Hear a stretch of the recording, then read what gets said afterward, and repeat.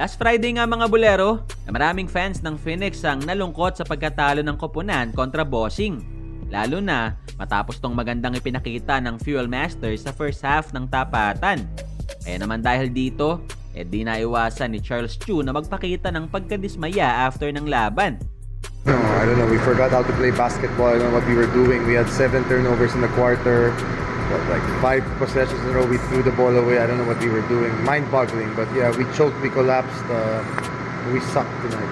Definitely, we needed this game. I mean, no disrespect to Blackwater, but we really needed this game. Now we're gonna have to earn it the hard way. We have 4 teams. Yung mga perennial playoff contenders yung makakalaban namin. Obviously, it's gonna be tough for us, but no excuse. Blackwater played well.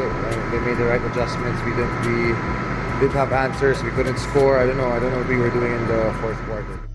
Pero maliban dito, marami din ang nakapuna sa pangit na performance galing kay Mamu on this game.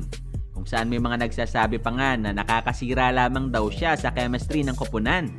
Kaya naman dahil dito, dumipensa si Gian regarding dyan.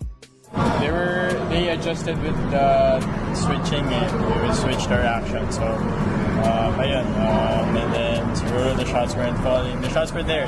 I think we executed them. The shots were there. They weren't falling lang. So, hopefully the next game makabawi kami. We haven't talked about it. We're still figuring things out. Pero okay lang naman kahit anong role naman for me. I'm willing to do it para lang manalo. I trust in everyone naman. I trust in the coaches. I trust in all of them. So sana lang makabawi kami.